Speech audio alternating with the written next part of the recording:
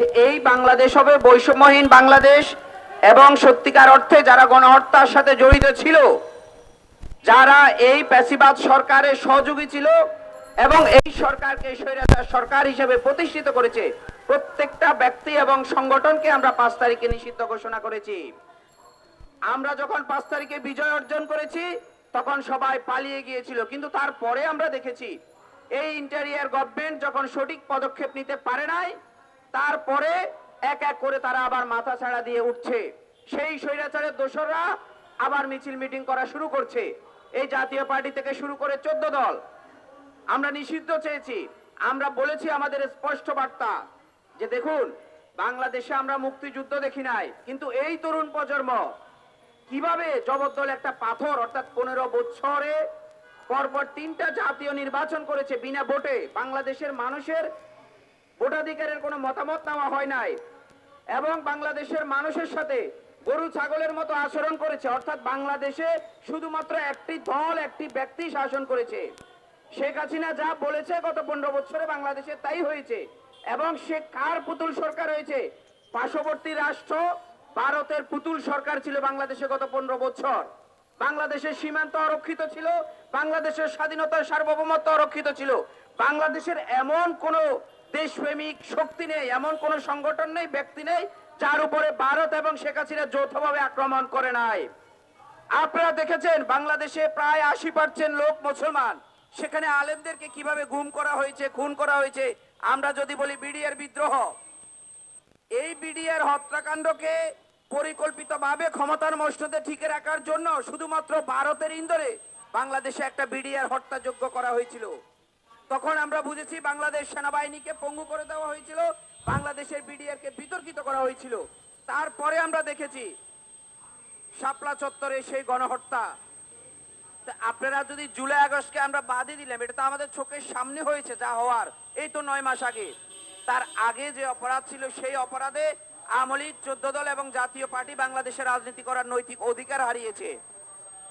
তো সেখানে আমরা অন্তর্বর্তীকালীন সরকারকে আজকের এই আমাদের মানববন্ধন থেকে আমরা শুধু একটা কথাই বলতে চাই যে আপনারা ভুলে যাবেন না, আপনারা রক্তের উপর দাঁড়িয়ে আছেন, এখনো রক্তের দাগ শুকায় নাই, এখনো হসপিটালে গেলে আহতরা কান্না করে, এখনো শহীদের পরিবার রাতে ঘুমাতে পারে নাই, তারা ট্রমাটাইজ হয়ে আছে। সুতরাং এই বাংলাদেশে আপনারা এখনো পর্যন্ত জাতীয় পার্টিকে নিষিদ্ধ করেন নাই, আওয়ামী লীগের রাজনৈতিক কার্যক্রমকে নিষিদ্ধ করেছেন। আরে আওয়ামী লীগের রাজনৈতিক কার্যক্রম তো গত 9 মাসে ছিলই না।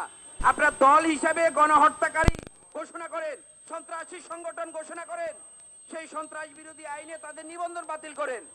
এই জিনিসগুলো আইনি প্রক্রিয়ায় আমরা বিশ্বাস করি অতি দ্রুত সময়ের মধ্যে আন্তর্জাতিক অপরাধ ট্রাইব্যুনালে তাদের গণহত্যা প্রমাণ হবে এবং আওয়ামী লীগকে গণহত্যাকারী দল হিসেবে, সন্ত্রাসী সংগঠন হিসেবে বিশ্বের দরবারে কালো তালিকাভুক্ত করা হবে।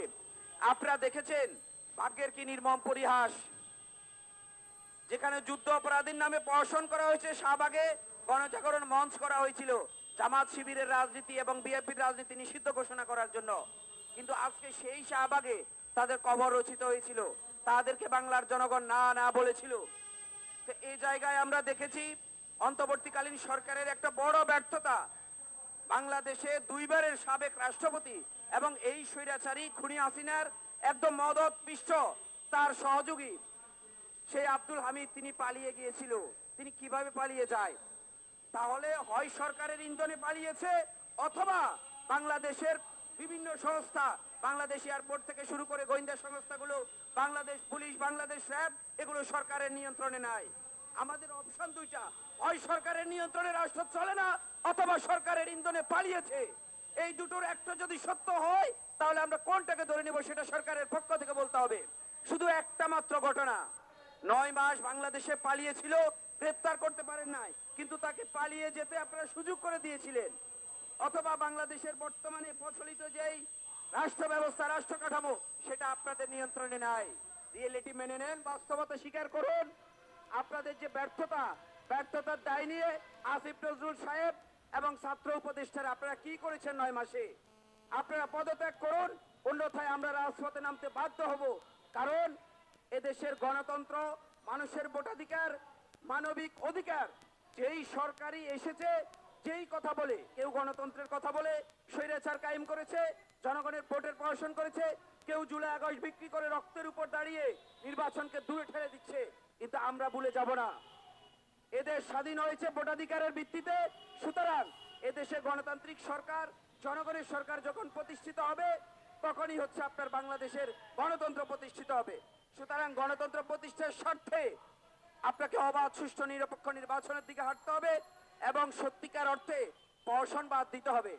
আমরা দেখেছি যে যারা আলোচনায় নেয়, যাদেরকে ধরার কথা না, আপনি ছোট ছোট নেতাদেরকে ধরছেন একদিকে, অন্যদিকে রাঘব বোয়ালদেরকে পালিয়ে যেতে আপনি সুযোগ করে দিচ্ছেন। আমরা জানতে চাই, এই 9 মাসে যারা গত 3 টার্মে পার্লামেন্ট মেম্বার ছিল অবৈধ সরকারে, তাদের কয়জনকে ধরা হয়েছিল? সেই 17 সালে 158 জন বিনা ভোটের যে সংসদ সদস্য, তাদের কয়জনকে ধরা হয়েছিল?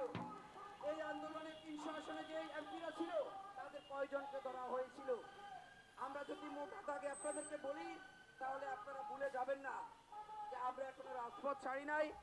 বাংলাদেশের মানুষ এখনো পর্যন্ত আপনাদের পাশে আছে, শুধুমাত্র বিপ্লবীদেরকে দিকে এই সরকারটা বিপ্লবী সরকার এবং বিপ্লবীরাই অন্তর্বর্তীকালীন সরকার ঘোষণা করেছে, গঠন করেছে। কিন্তু আমরা দেখেছি আপনাদের কার্যক্রমে আমরা বিপ্লবের কোনো ছিটাফোঁটাও পাচ্ছি না। তা আমরা আবারও জোর দাবি জানাচ্ছি, 48 ঘন্টার মধ্যে আজকের এই মানববন্ধন থেকে আমরা 48 ঘন্টার সময় অন্তর্বর্তী সরকারকে বেঁধে দিচ্ছি। এই